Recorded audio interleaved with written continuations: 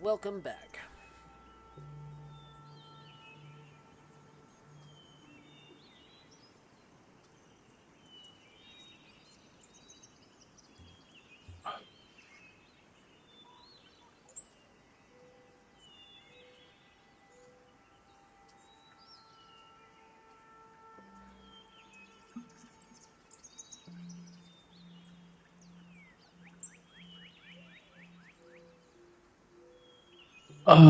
Mavathor will ask Sylvira if she's ever attempted to magically retrieve Lulu's memories. Oh.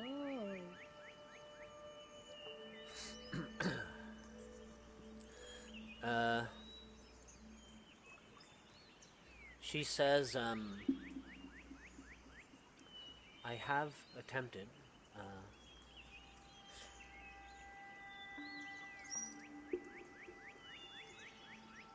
I and many of the scholars at Candlekeep have done everything we can to try and reinvigorate Lulu's mind. Um, but after that little outburst, I believe that I might know why it has not been possible. If what Lulu has just said is true, then at some point it could be that Lulu drank from the river Styx.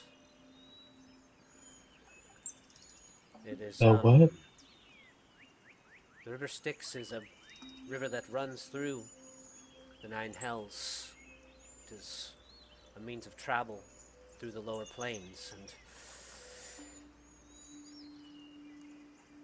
its waters have many horrific effects, not least of which is the capability of totally wiping a creature's mind of all its memories.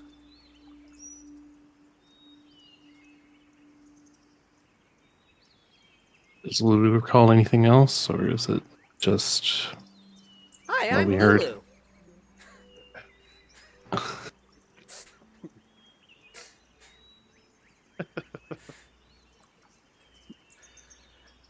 Um, Sylvira says, Lulu?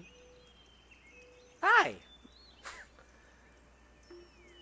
Do you remember anything else about Zariel?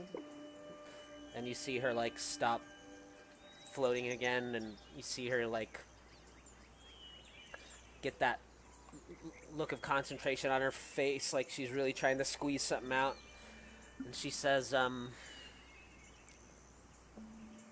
Zariel. Uh,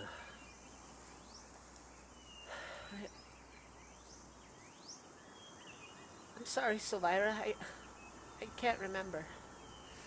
It hurts to try. She says, That's okay, Lulu. It seems like something's locked away in there, though.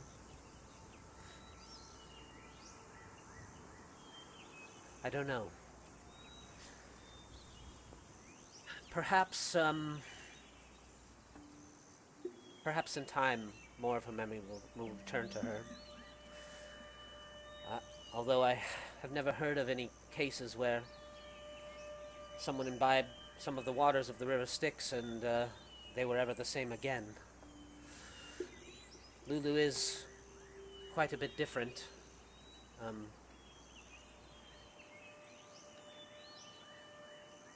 Difficult to say. But perhaps she'll come in more handy in your travels than I originally thought.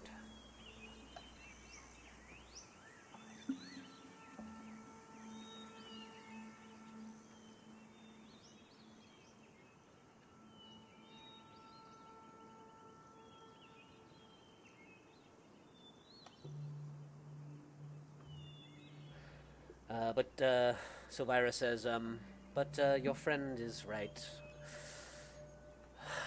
There'll be plenty more talk of the blood wars and things of that nature. We came here to relax. Um, Thank you.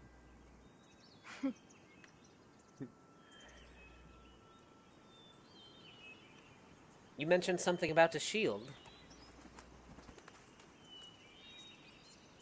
Did we? Yeah, I think so. I don't know. Mabusco has this golden shield thing. Yeah. It looks cool. Hmm.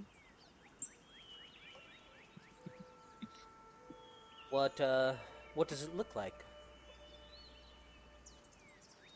After we'll give a approximate detail of it. Do you give the approximate detail of what it looks like when you carry it, or what it looks like when you originally found it? When we originally found it.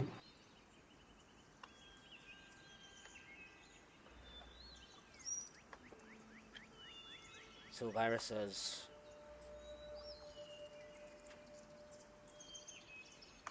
sounds like you're talking about the shield of the Hidden Lord.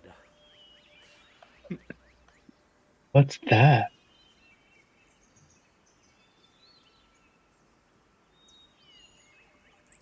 She chuckles. She says, the shield is a symbol of good's triumph over evil. Um, Gargoth is, I believe its name, though it calls itself the Hidden Lord. It was a pit fiend sent by Asmodeus to corrupt mortals on the material plane. It amassed such a following here that it could rival the gods. In that way, Gargoth became sort of a demigod, having worshippers increased his power exponentially. How the mighty have fallen. The shield is rumored to have power to corrupt everything around it. I had heard that it was most recently in the possession of the Hune family of the city. They have kept it for years now. No doubt they'll want it back. The shield should not be taken any place where thousands of mortals reside. It needs to be locked away in some extra-dimensional space, away from corruptible souls. Oh, good thing we have it in the bag of holding right now. So, what do we do with it then? Because I'm assuming we shouldn't bring it to El Terrell. No. With all of its citizens, I feel like if it can corrupt people, that wouldn't be a good idea. Can it not be destroyed?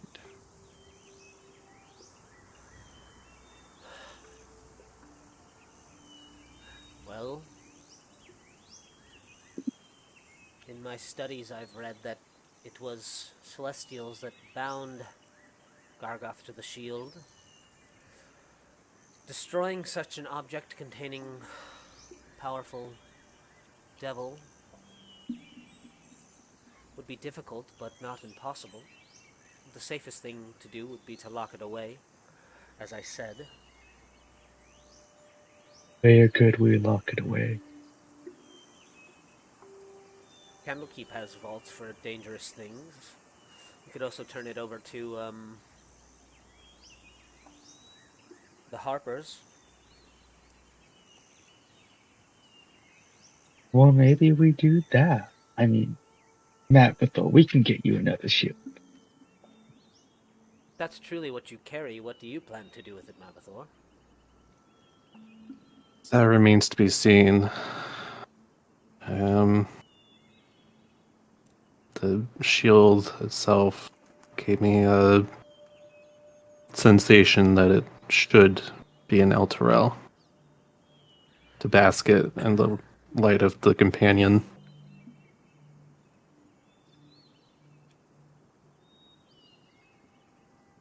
I would say that Yes, then it would be wise to do exactly the opposite of whatever the shield is asking you to do. You seem to be a knowledgeable man of the gods. I hate to pry, Malithor, but do you are you a religious man? Who do you serve a god or the gods? I am indeed I'm a cleric of Asmodeus.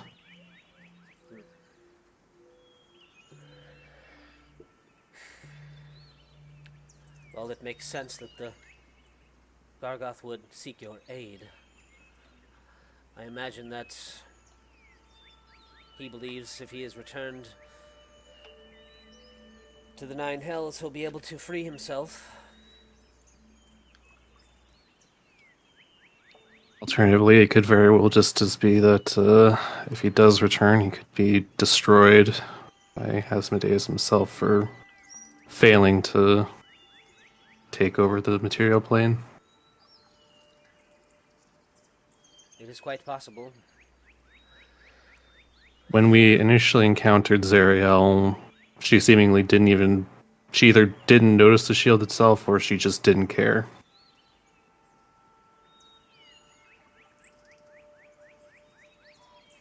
Zariel can become single-minded, hyper-focused on whatever it is she's currently trying to accomplish. It's likely that she imagines that it's a problem for another day, if a problem at all. Likely, as you say, if Gargoth were to return to the Nine Hells, Asmodeus would want to have a word with him. He could demote him or return him to the fighting. Asmodeus's focus will likely shift for the time being back to the Blood Wars. If it's spilling out into his realms and beyond, say what you will of Asmodeus and his methods. He has been a wall against demonic forces for time eternal. He has played his part in saving the mortal realms now and again.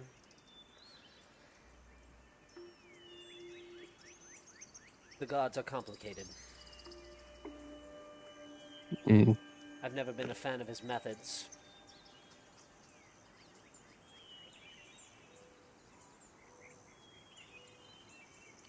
But it's likely that we need Asmodeus now.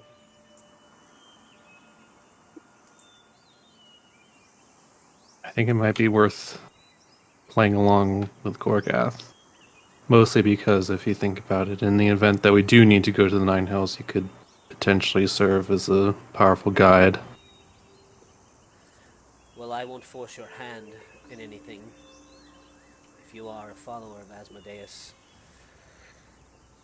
I would only give you a warning that should Gargoth emerge from his prison, it is likely that he will try and bind you all to his will. It is his nature.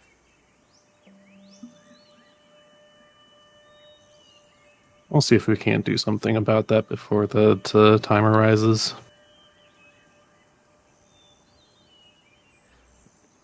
You hear Gargoth in your head, Mavathor, say, I have sworn to serve you faithfully as a guide and advisor, Mavathor. Don't forget our bargain. That doesn't preclude you from attempting to subjugate me when we are in the Nine Hells. I think I'll add that to our bargain, is that you are to leave me and my party of total autonomy once we We all if serve / when we do we all really serve soon. Asmodeus in the end, don't we? Some of us more than others, but yes.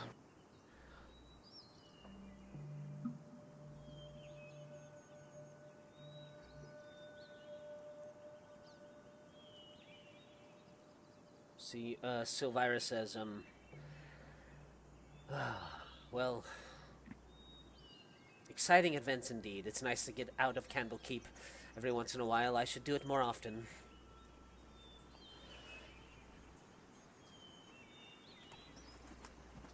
Indeed, it's not often you get to meet people as interesting as us, I suppose.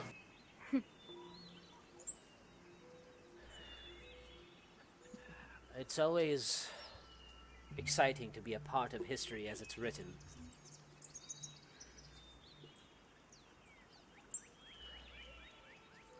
Sometimes it is hard to see when we're in it, but I dare say that we are in it.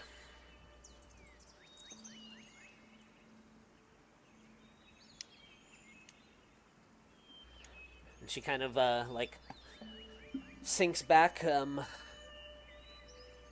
But for now, all I would like to think about are these bubbles, and she kind of, pulls some bubbles in around her.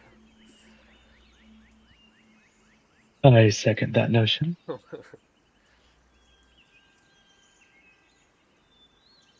Mavathor will stretch and then start to head over to the sauna. LuLu says, tell me more about your soul, Sylvie. What color is it? Uh, we'll just say purple. What shape? Shape? I don't know. Do souls have shapes? Souls have all kinds of shapes. Big ones, small ones, round ones, square ones.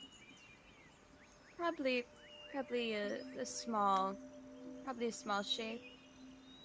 Maybe human looking. Human looking.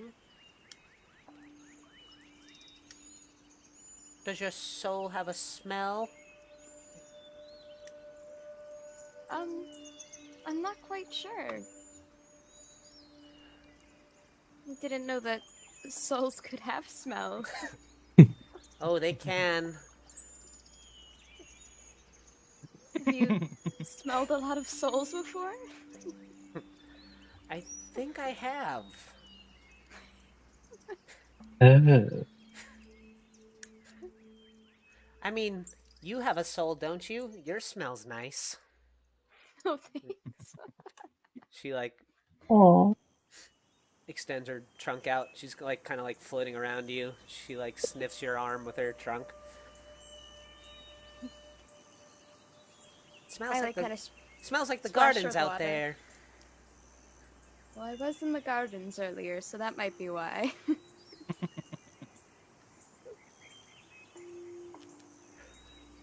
This one smells a little like sulfur. And she, as she, floats past Mavathor.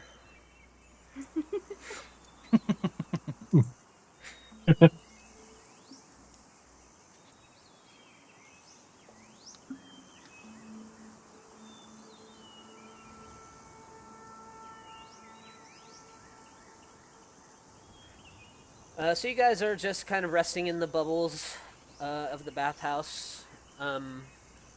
Cormilla kind of wanders through and um, turns the faucets back on. She pours some more bubbles in, and the suds kind of begin to overflow in the baths again.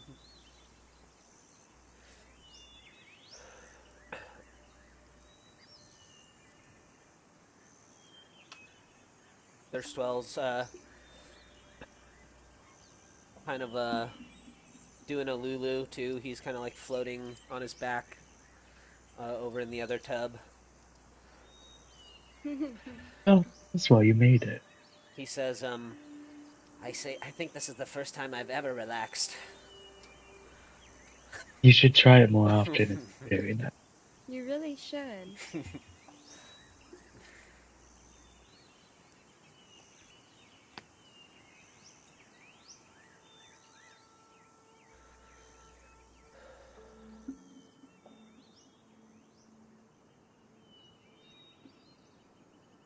Well,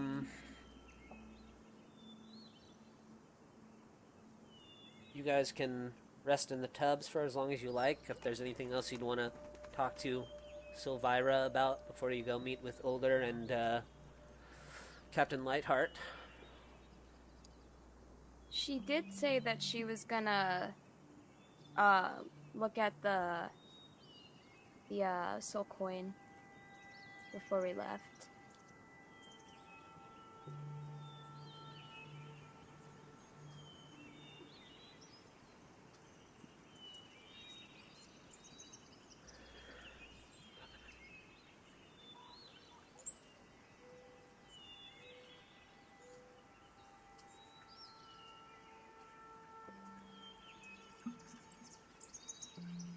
She, as Cormilla's going through and refilling the baths, she says, Cormilla, I hate to trouble you, but you don't happen to have silver mirror in your establishment lying around anywhere, do you? And,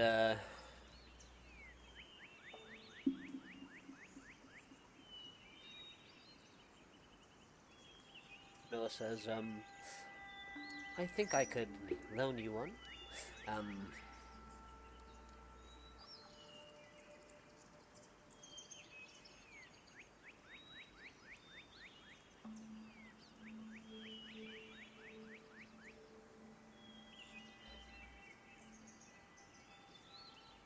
Silvira says, scrying on a soul is tricky business. I would prefer to be at Candlekeep for this endeavor, but sometimes you must make do with what you have. Could you offer me the pieces of the coin? Yeah, and I go ahead and hand them to her.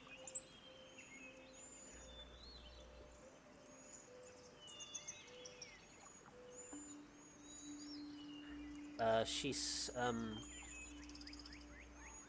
kind of asks you. You told her kind of everything about the soul is your sister and all that and stuff, right? Mhm. She says, it helps that your connection to the souls deep.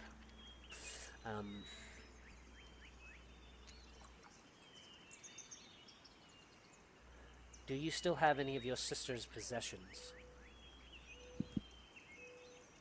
Yeah, I do.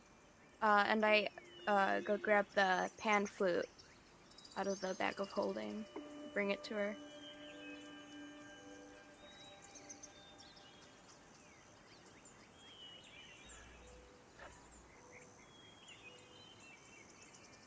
Now, if your sister's soul is still wandering here on the material plane, we will find her. But if she has been whisked away somewhere else, might not be able to help. All I can do is try my best. And Grimilla brings her a mirror.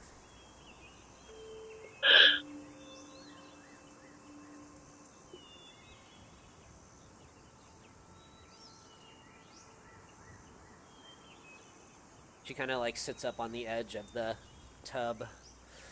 She says, "Can you hold this for me?"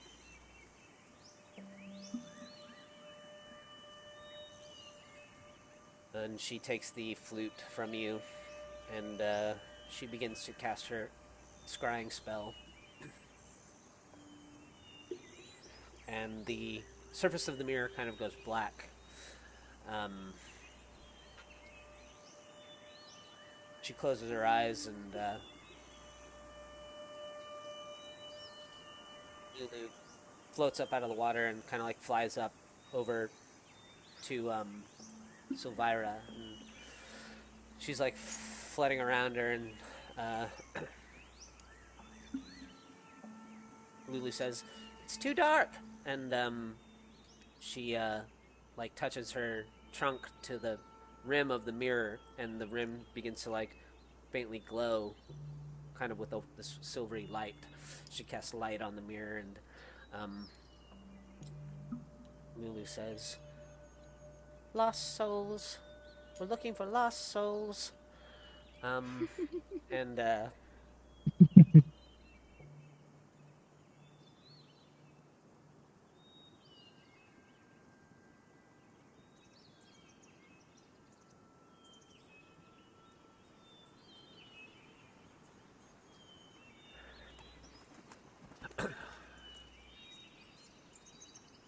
the image in the mirror begins to shift.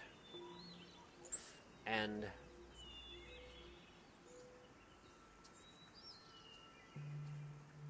you can see this barren landscape. And rising up out of the landscape, which is kind of like this rocky, reddish color, you can see like little pools of magma floating around this tall spire coming up out of the earth. And then the vision in the mirror kind of begins to float in closer to the tower, and it like flows up to a rampart. And you can see sitting on the ledges in between the crenellations of this obsidian tower, there are all of these iron lanterns, and each of them are filled with these different colored lights. And you hear LuLu say, "See, I told you souls have colors." And then the mirror, like, locks in on this one lantern that's filled with this light that's shifting in colors. And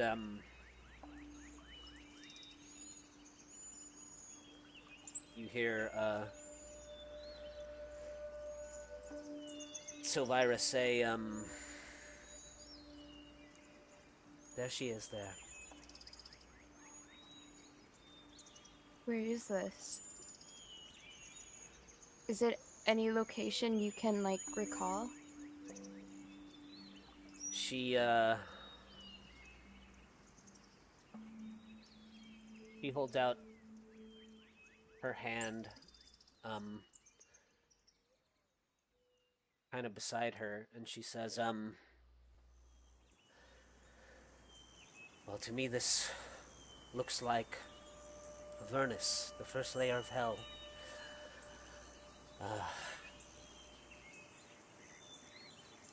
This might not be entirely reliable. Its creators went mad making it, but she kind of like snaps her fingers, and kind of hanging in the air, the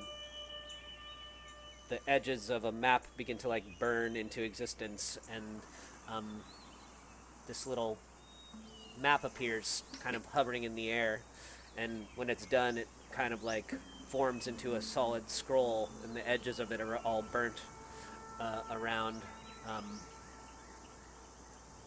and she says, if I were to guess, I would say it's here. And she points to a point on the map that says Archon's Tower.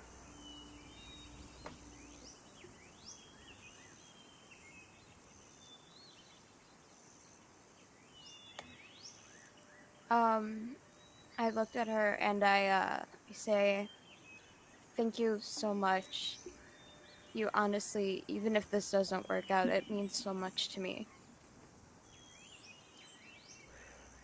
You're most welcome. I was afraid that the scry wouldn't work, but your connection to your sister must be strong indeed. To traverse the plains means you keep her deep within your heart. Yeah. I dare say that retrieving your sister's soul will be a difficult endeavor indeed.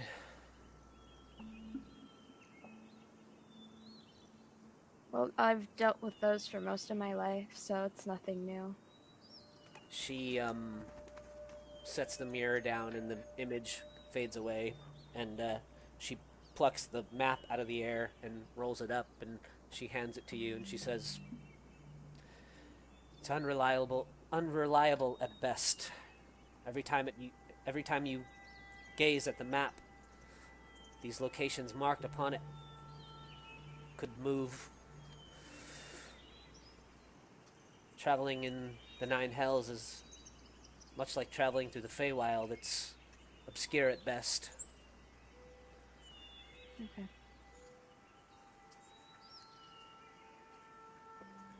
And I can't tell you much of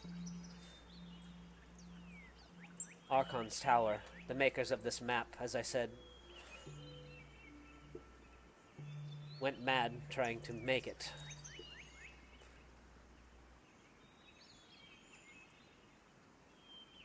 But, if you do find yourselves embroiled in the Blood Wars and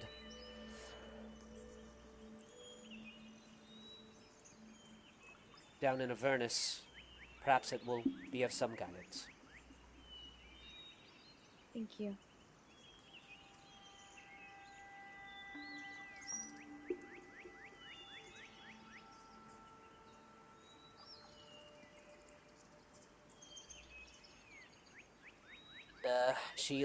Then she looks at her hands and she says, "My, I'm turning into a prune." And she gets out of the water. She says, "It's probably time we go and meet with Ravengard."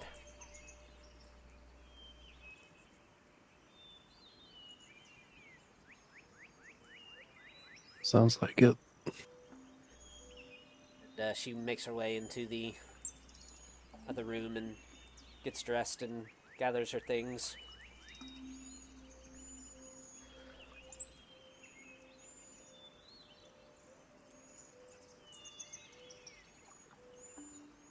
Mephitor will follow and collect his stuff in the bag of holding.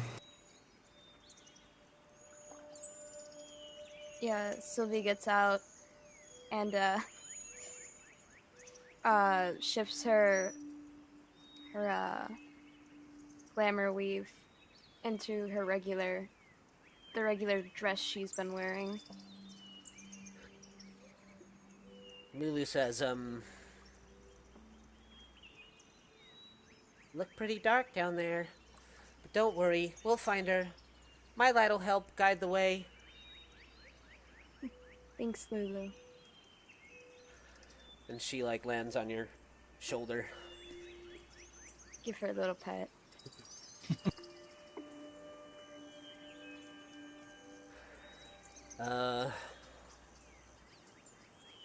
Hormilla helps you all get your things together. She says, "Well, I hope your bellies are full and you feel cleansed." Definitely. Thank you. Yeah, it was a wonderful experience. Indeed. She says, "Well, you're welcome back Um, anytime." You do have that pie ready, don't you? Oh yeah. Yeah, it's I waiting on did the. that. It's waiting on the counter, still steaming. Wonderful. And she says, You truly are, but don't forget to take a complimentary soap on your way out." Sure. And thank you. Silvira says, "Well, if you're all ready, we might as well travel together." Yeah, that's. Does either Sylvira or Lulu have any reaction to the shield once they see it? Um,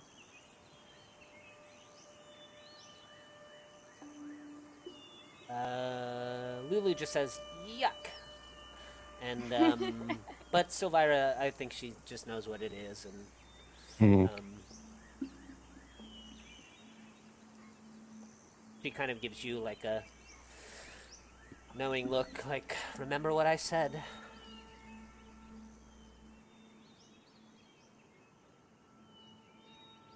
But, By the way, I think that, Silvar, oh, go ahead. like, just wondering, where are we meeting? Where are we supposed to be meeting? Older and Lightheart. Um, well, in the letter that, Captain Lightheart sent me, he said I should meet him at the barracks, at some time this evening. Fine, wonderful. I just wanted to make sure we were heading there. I ordered an outfit. I want to make sure I get to wear it. You guys travel back through the city, towards the barracks.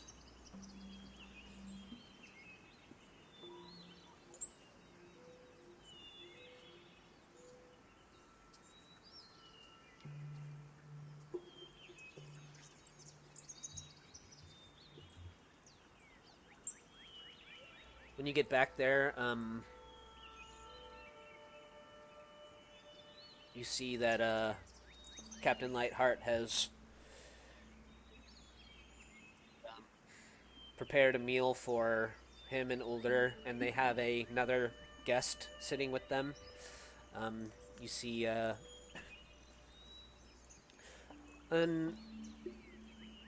older-looking woman, maybe in like her early to mid 50s. She's got like auburn hair that's kind of graying in the front. She's got like a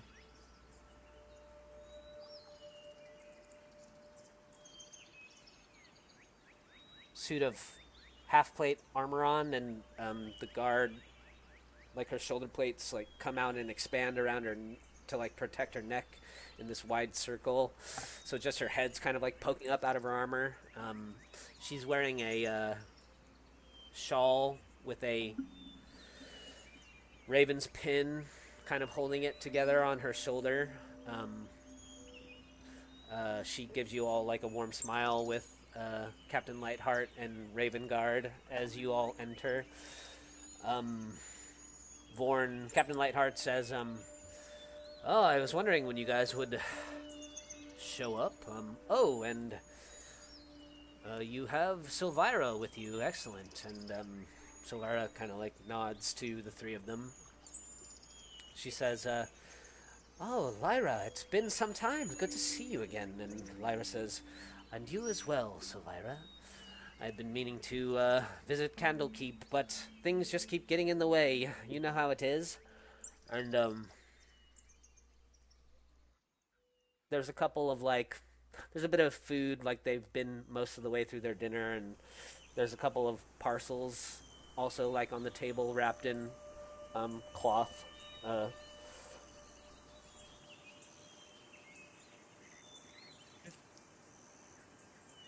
Well, first things first,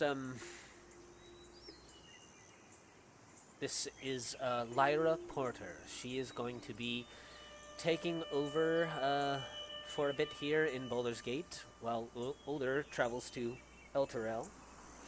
She just came back from serving in Cholt for the last few years.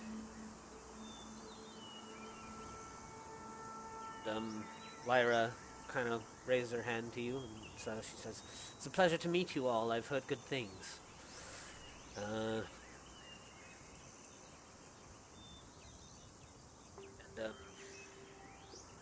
Lightheart says, "Well, don't be shy. Have a seat." Mavithor will take a seat near Vorn and say, "I don't suppose you got the report of our altercation this morning."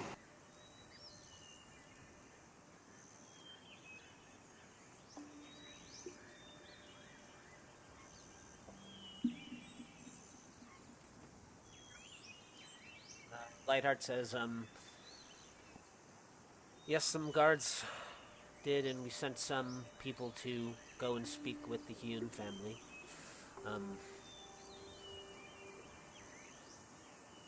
Nothing has come of it yet, but they're still being questioned at the High Hall."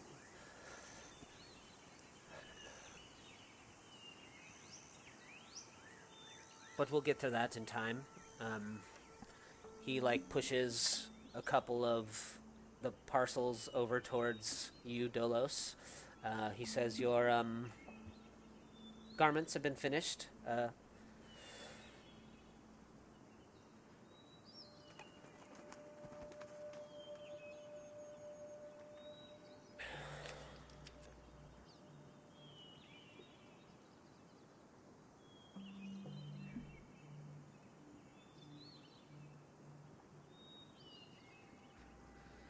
Back, man.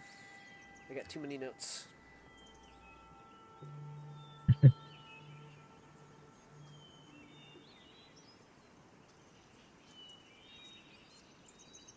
I can't remember if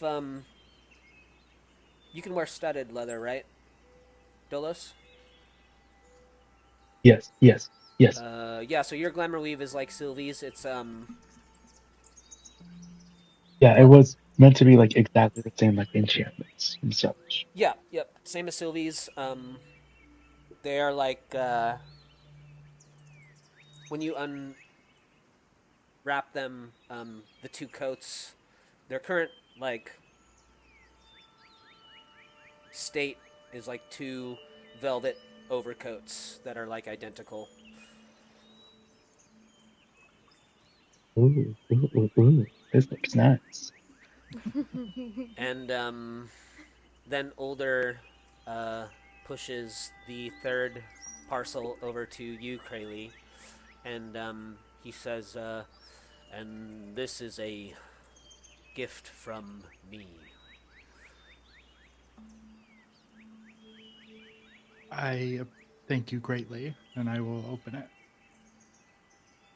Now I'm gonna try and be better in the future about when I give you guys magical items, like giving you actual handouts for them. Uh, so when you unwrap it,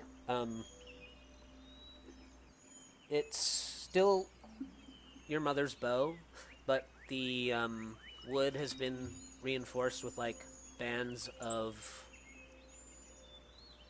iron, and the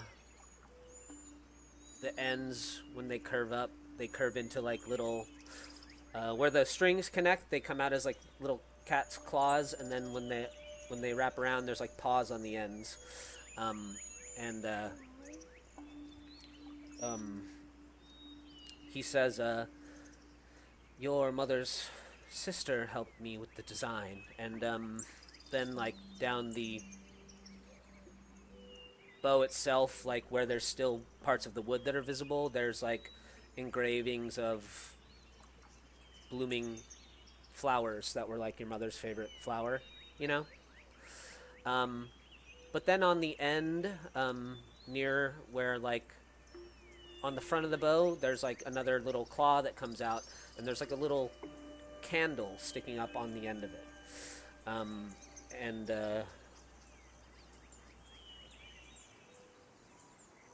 It's a candle. yeah, there's like a candle. Okay. I'll show you a picture of it, but Okay, cool. Older says, I spent some time out speaking with Captain Lightheart about your mother, and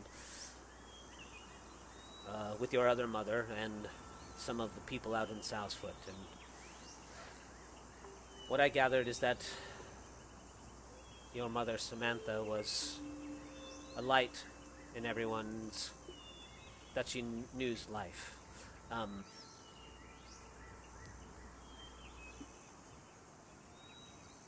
And I wanted this to reflect that. And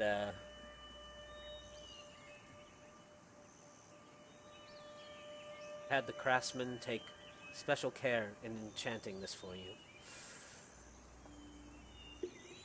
so it will never be lost or destroyed. And he gives you this item.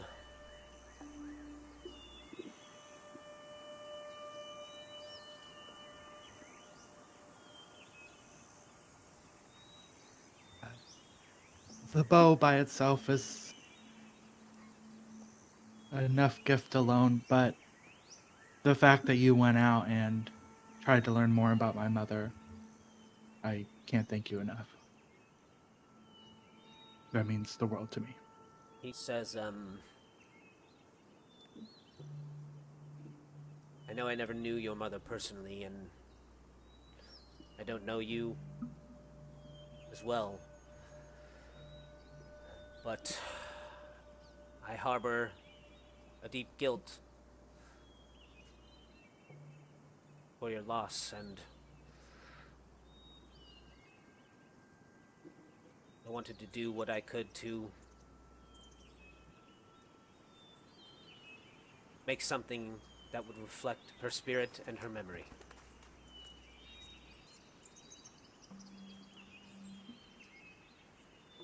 You absolutely did, and you have. Thank you. Older says, You all have been instrumental these last few days in bringing the chaos that has happened in Baldur's Gate back into order. And things could have been much worse if you all had not worked with Captain Lightheart in restoring some peace and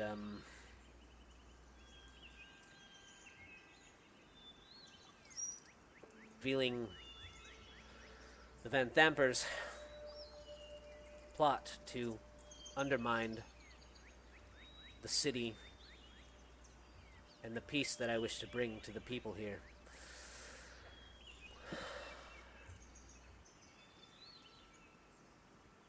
I fear that there are troubling times ahead of us, and I feel that it is my duty to travel to El Terrell and help restore order there.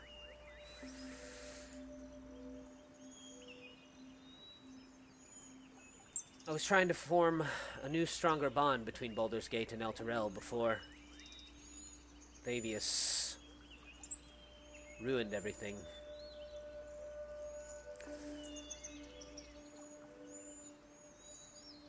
I plan to travel there, and speak to the people of El Terrell and solidify the bond that I was trying to form. And I'll hope that you would all travel there with me.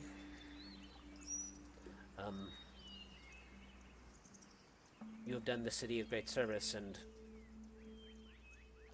I believe that I could count on you all should there be any trouble. You've proven yourselves to be capable fighters, but I believe you also have the spirit that I wish to bring to Baldur's Gate in the days ahead of us. We turned over the Van Thampers' estates, and we found something that I believe will help in piecing all this puzzle together. And he puts like a cube on the table, and you see Silvira's eyes like sparkle and light up. She says, "An infernal cube.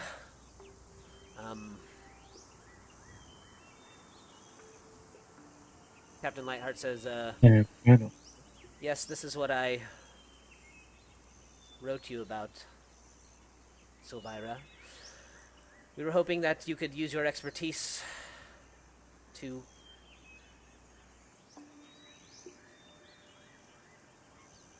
unlock it.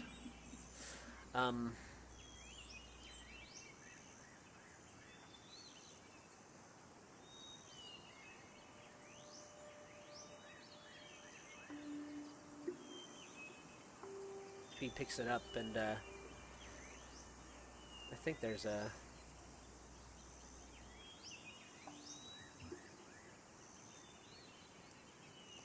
thought I had a picture of it, but maybe I don't.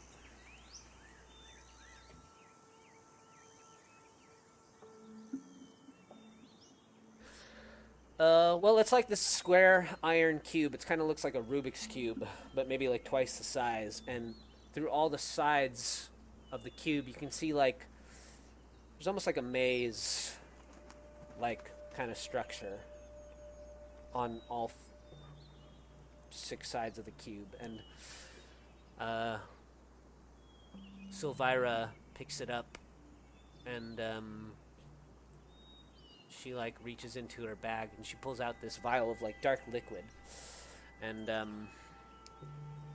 she pours it into one of the little troughs of the maze, and the liquid begins to like move through kind of on its own, and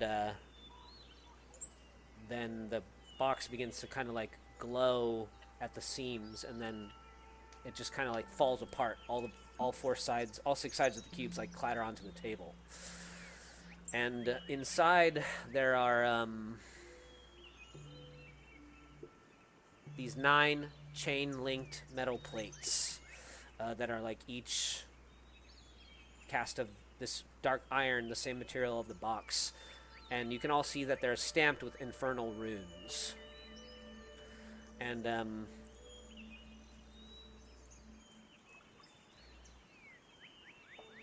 she begins to just read the plates, and so she says out loud, "Be it known to all that I, Thavius Kreeg, High Overseer of El Terrell, have sworn to my master, Zariel, Lord of Avernus, to keep the agreements contained in this oath. I hereby submit to Zariel in all matters and for all time.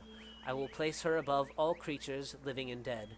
I will obey her all my days and beyond with fear and servility.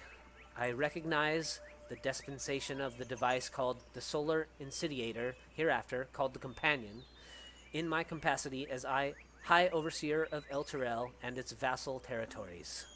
I acknowledge that all lands falling under the light of the Companion are forfeit to Zariel.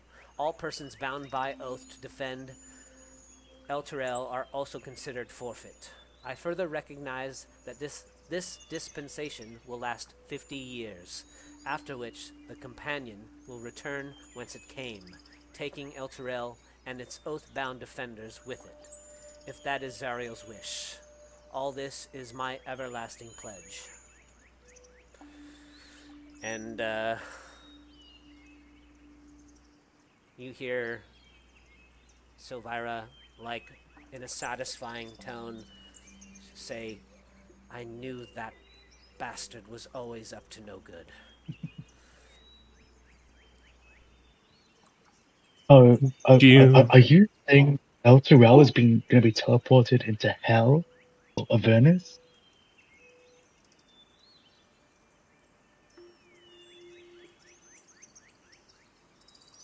That is quite possible. how long And ago was this contract struck? you see Silvira like counting on her fingers. She says, "If my calculations are correct and you can help me here, Older, in 5 days' time it will be the 50th anniversary of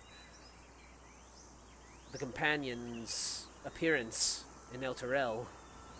And Older's like, give or take, "I was hoping to give a commencement speech under the Companion in as many days' time."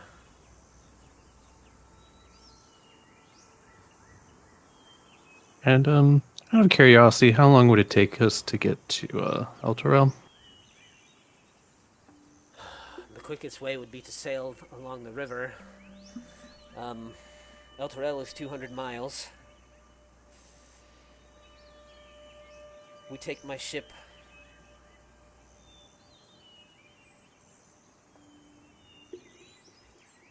Even at a fast pace, it would take 7 days.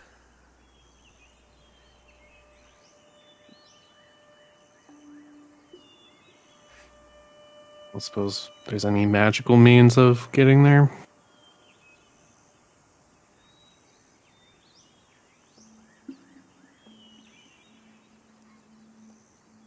What about a teleportation circle?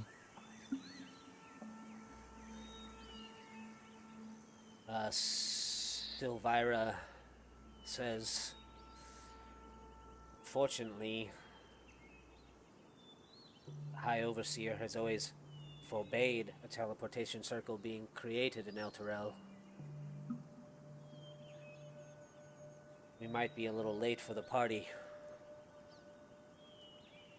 Would we be able to like teleport just outside of it? Or even closer, if we can shave 3 days off, we could possibly get there in time. Let's learn what we can find out from reading.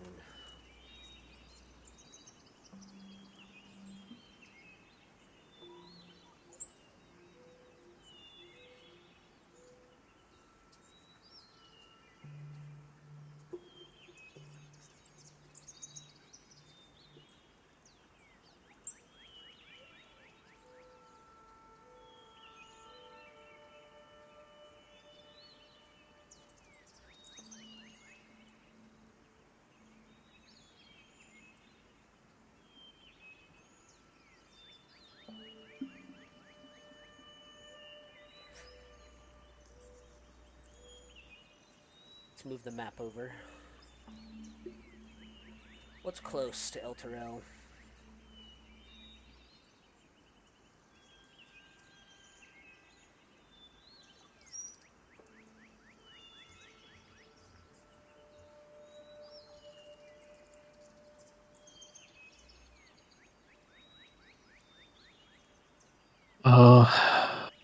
Triel, Squarnabel. Those would be our two closest options.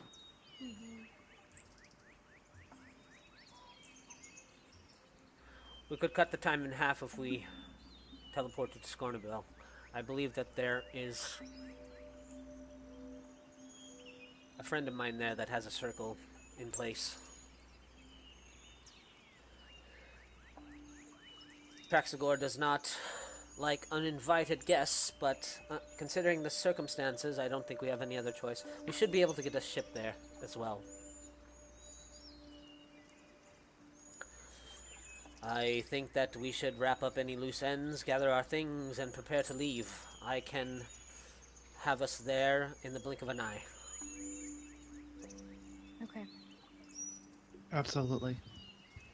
Think I feel that's like our it's only option. also important that we have a means of returning should we actually end up in Avernus.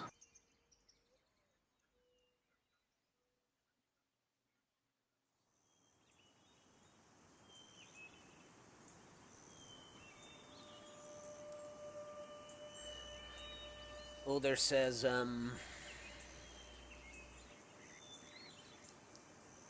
I could procure a scroll of teleportation.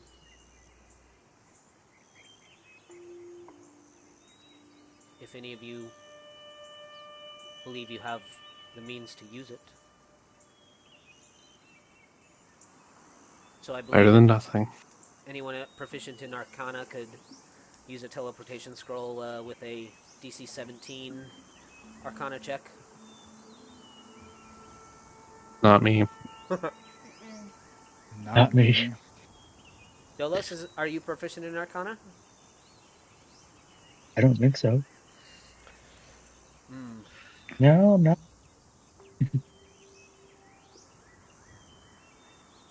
Delos is street smart, not book smart.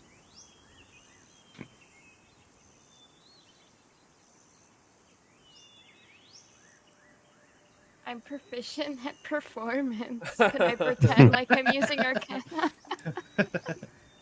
You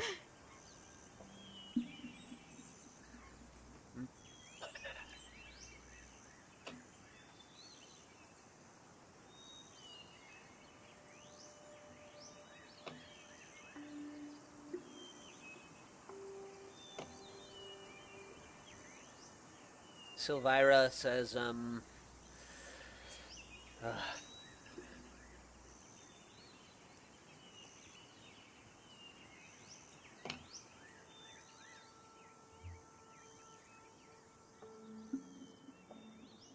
suppose I could remain with you for the time being, in case the worst happens, and you find yourselves pulled down into Avernus. If things get out of hand, I could get us out of there.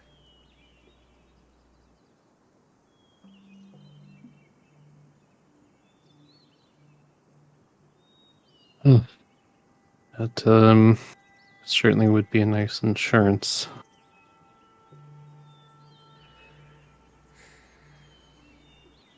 it would be That would be appreciated. Well, if you guys have anything left that you need to do, perhaps I can give you an hour, but we should not waste much time. Older says, I have one last gift for all of you. And he places 4 little pins on the table, much like the clasp that Lyra is wearing on her shawl.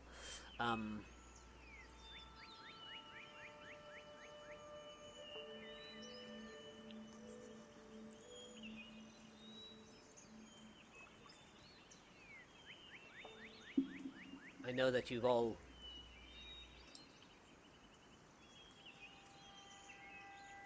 agreed to work with Captain Lightheart. I ask the same of you. Baldur's Gate, El Terrell, and all of its peoples needs your help. You don't have to join the Raven's Guard, but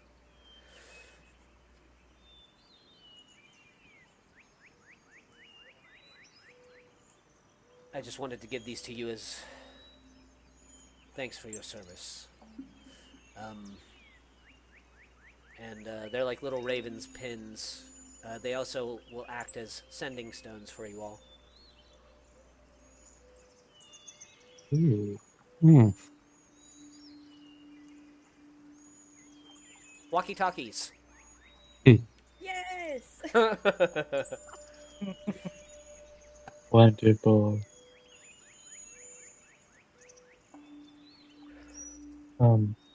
But so we have an hour before we have to leave? Tie up any loose odds and ends here in the city if you must. I dare say that we are now officially on a dangerous mission.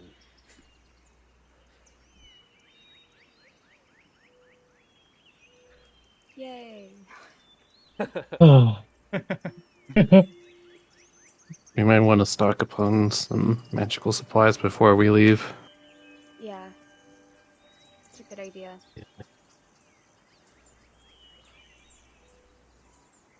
Silvira says, I was thinking the same thing. You can give me a list of what you need and I will procure it from the Silver Spire. I assume, Ulder, that we have an open ledger with the city. And Ulder shakes his head.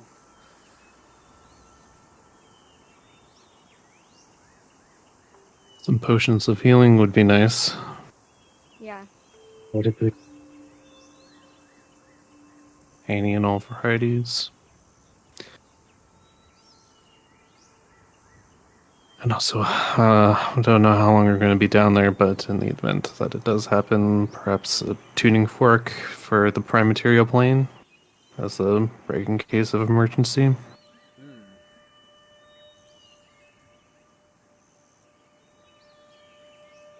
gonna even ask what that is? I have no idea. Hmm.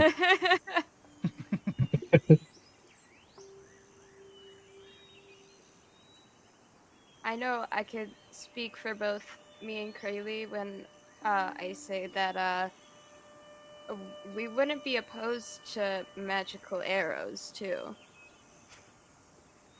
I would never say no to A that. magic bolt would also be appreciated. A magic what? Magic arrows and a magic what?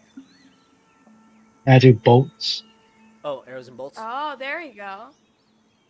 Yeah. Bow quivers. We gotta Okay. have something. Let's see. Silvira's like making a list. Okay. Tuning fork. Healing potions. Magical ammunition. Would you be able to pass a letter? Have somebody pass a letter along Of course. to somebody in Southfoot? Captain Lightheart says, yes, I will be remaining with Lyra to take over, things here in the city while Ulder's gone.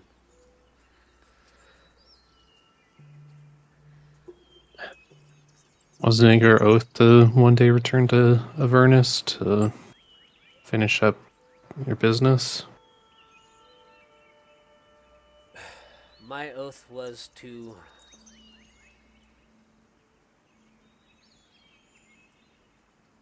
aid Zariel in her fight against the Abyss. And, I have found that over the years that that oath that I made to her was when she was still an angel, and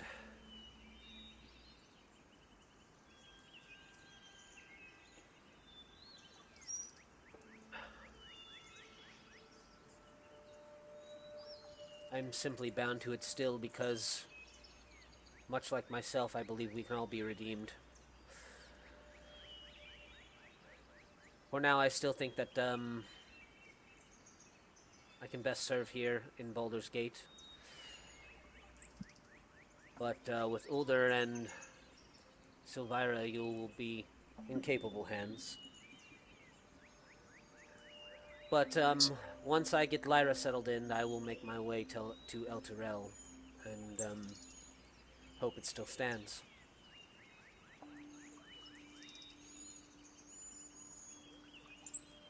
I have a question. Yeah? Is Lulu with us right now? Yeah, she's like sniffing the Ravensguard pins on the table.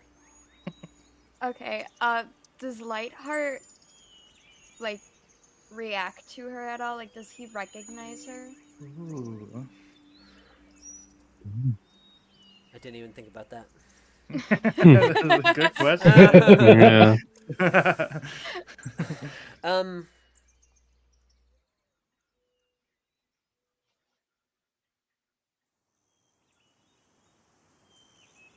He didn't notice her at first, but now that Lulu's like there on the table sniffing the pins, he kind of like looks down, and Lulu like looks up at him, and their eyes meet, and Lulu goes, "Hi, I'm Lulu." And Captain Lightheart says, "Would it be Lulu? Is that you?" And she says, "Yeah, I'm Lulu." And Ulder says, he like reaches out his hand and like pats her on the head. And he says, "It's been a long time, my friend.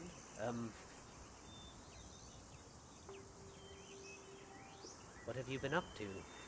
And Lulu says, "I don't know. I lost all my memories." Ulder like looks up at Silvira, and she says, "I found her wandering in the fields of dead a few weeks ago, while I was investigating an abyssal portal that had opened." And, he says, "Lulu was Zariel's stalwart companion." And Lulu's eyes like kind of go wide. She's like, "Say more." And Lightheart says,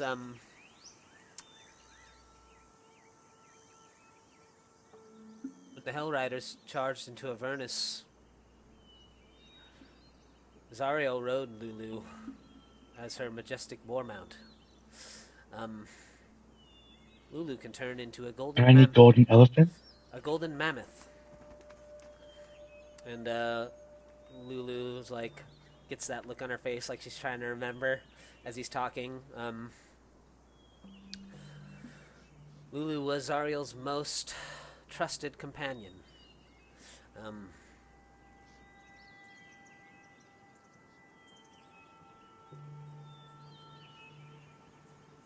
What's happened to you, Lulu? She says, "I don't know. I'm trying to remember, but none of this sounds familiar." She's like thinking. "It'd be nice to be a little bigger, though." She did mention earlier something about hiding Zariel's sword somewhere. Or, yeah. Captain Lightheart kind of looks a little ashamed. He says, "Well, as I told you all before, I turned back and turned my back on Zariel. I didn't stay for the battle. Uh,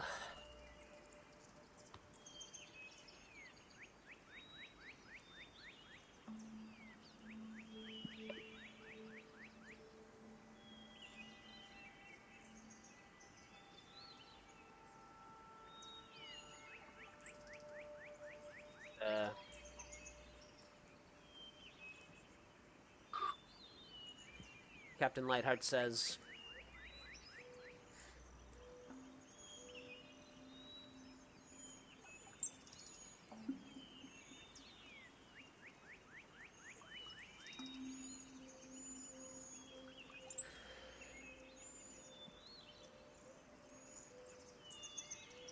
the only thing I can say is that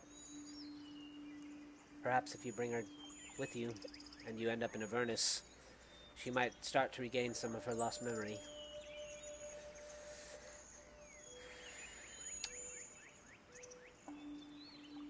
If LuLu hid Zariel's sword,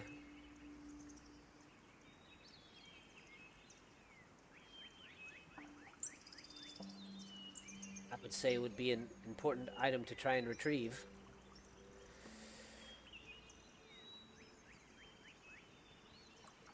What significance does it hold?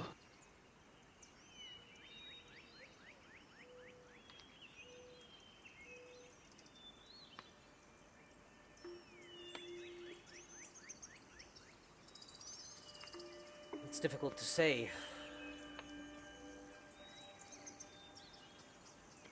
If Zariel had LuLu hide her sword, it must mean that she did not want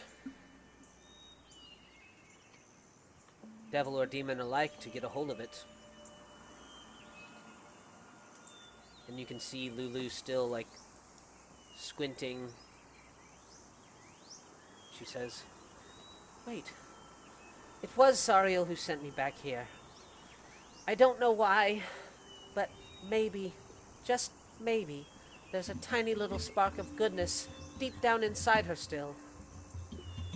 And then she, like, faints. Oh my god. A baby. Oh my god.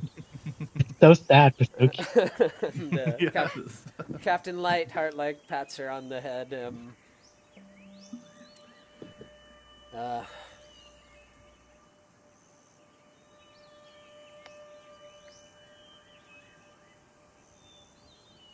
I know that last I saw Zariel charging through the Hellgate into Avernus, she was still an angel. And I have been trying my best to serve her as she was.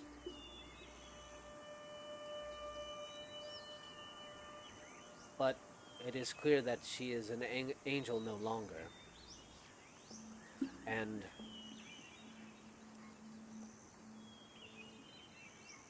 all this time she's spent in Avernus has turned her into something else.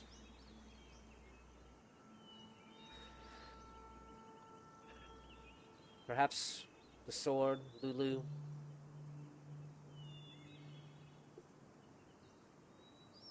These are things that could bring Zariel closer to what she once was.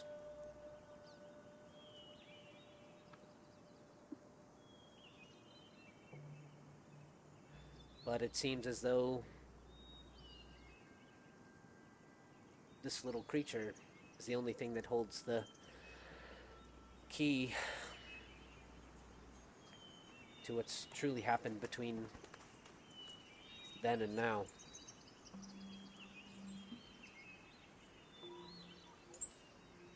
And he, like, takes a deep breath. And he says, "Perhaps I am still also running from my past and my shame. Maybe it is best that I travel with you as well."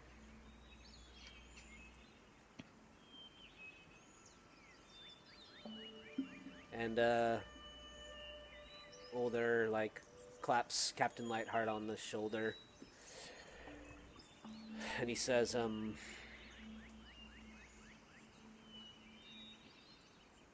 be so hard on yourself, my friend. You've done plenty of good. But we would be most welcome to have you along for the ride. And you see, like, Captain Lightheart kind of give Lulu a couple of, like, gentle pets on her head.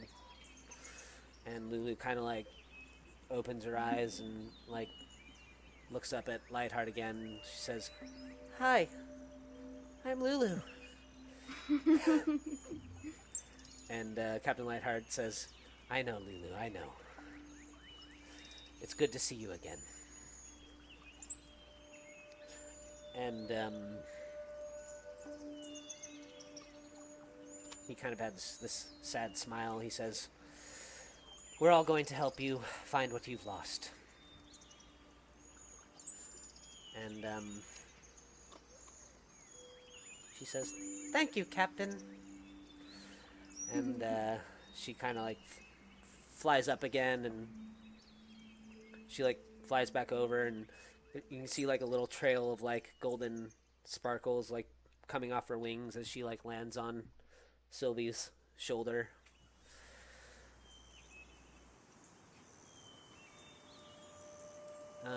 Lulu says to you, Sylvie, the captain says we're gonna find what we've lost. And Good. Hope we do.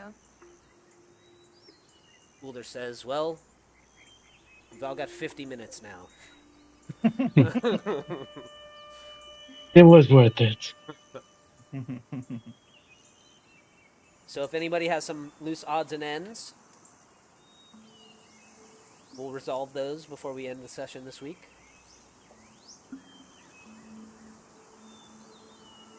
Delos does have something.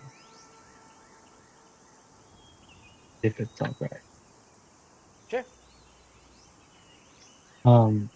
Delos gonna go up to this wall and ask, are you going to be staying here? Do you want to join? Personally, maybe it might be best if you stay here. Thirstwell kind of like I don't- sheepishly approaches the table, kind of over by Captain Lightheart and Older, and he's like, fidgeting with his hands, but he kind of like looks up over his chin and he says, "Pardon, Sir Ravengard, I know that my family has done a great disservice to the city, but I was hoping that I could help repair some of the damage that they've done. If you have some place for me, I would be more than willing to help with the affairs of the city and pledge my service to the Raven's Guard. I just want to make amends for the damage my family has done." And Older looks at over at Lyra and at Captain Lightheart, and Captain Lightheart like nods his head. Older says, "Thirstwell Van Thamper, is it?" And Thirstwell kind of nods. He says,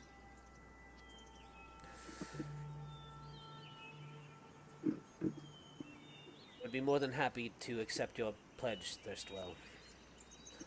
You can assist Lyra in putting things back in order. I'm sure that she will need a steady hand as she gets her footing here in the city and takes over in my absence." Thirstwell kind of smiles. He says, "I promise I won't let any of you down." And he like looks over at Eudolos and grins.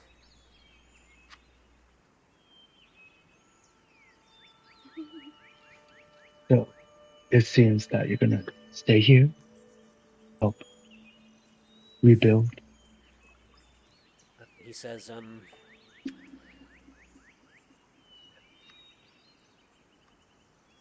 I would like to come with you, Dolos, but I fear that I'm still weak from my injuries. I don't know how much help I will be with my wand. And he pulls his wand out and waves it around. No, I understand. I was thinking the same thing. But since we still have some time, there is something you should see before I go. Since it may be a while before we see each other again.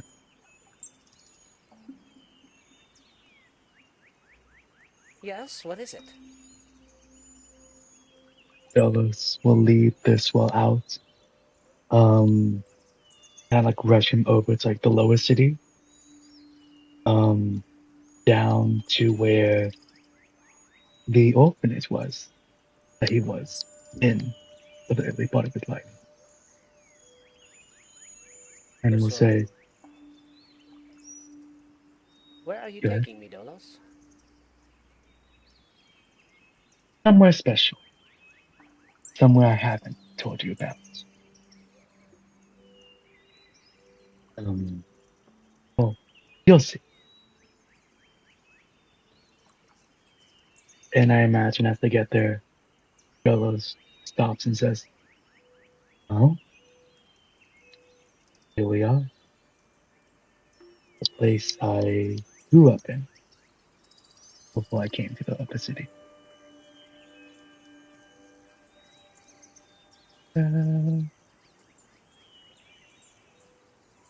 He says, you were an orphan, Dolos? Yeah,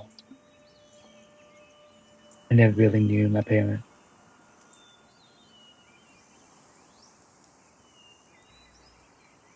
Well, sometimes that can be lucky. Sometimes it can be. When I was young, I was here and I would look out towards the upper city and I always would just dream of being there where there was just so much wonder and elegance and truly, I think, a sense of safety. And I think that's really where Belos Grimwald was born. A man of ambition, someone who worked in the shadows. But I think back on it now, and here, right now, could be the start of something else. Persuade says,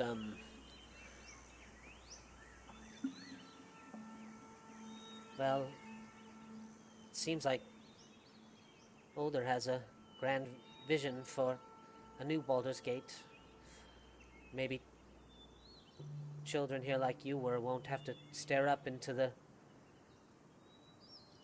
upper city and dream. Maybe everyone here can have a better, softer, kinder life. I hope so. I really do.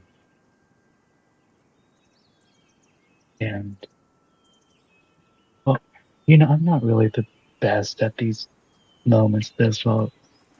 Not really good at being emotionally vulnerable. It's it's hard. I mean, with you, it's easier. And Delos pulls out a little scrap of paper and says, I wrote a whole speech on here, and I had a whole big plan of how this is going to work out. I was going to slowly play some music. I was going to have some elven wine. I was going to make it this big thing. But since we're on a time limit and the whole city of Elturel may be swallowed into Avernus, I think making this quick might be the better option. And Delos gets on one knee, says, to make things simple, I am making a vow to you right here, right now. And I am vowing that no matter what comes our way, whether it be demons or devils of Avernus, the machinations of humans, the bureaucracy of the gods, anything in between, that I will protect you from all of it. The horrors of this world and the next will not keep me from you, and with each breath I take, each beat of my heart, I will fight to get back to you. Because you, this well, Van Denver, are a man of brilliance, a wise scholar with a heart of gold. You truly have saved me from myself, and all I ask is for you to help me save you and accept it, this vow. And at this point, Dolos pulls out the Van Denver signet ring that he stole when they first went there and says, and with accepting it, you may take this ring. While technically was yours to begin with, it's the sentimentality that counts. But so that we may never truly be apart again. Thirstwell drops down to both down to his knees too, and he grabs your hands, and you can see he's got like little tears coming out of his both of his eyes, and he says,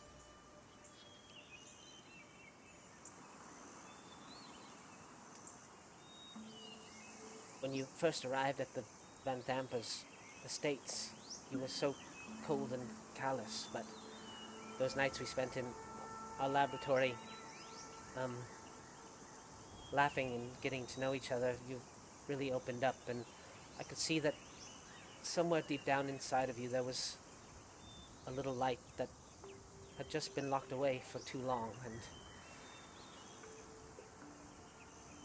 that speech was wonderful, Dolos. No one has ever said such kind words to me, and of course, I don't ever not want to be without you as well. Um, I, I don't have a ring, but um, I take your gift with my full and open heart, and I do hope you come back to me."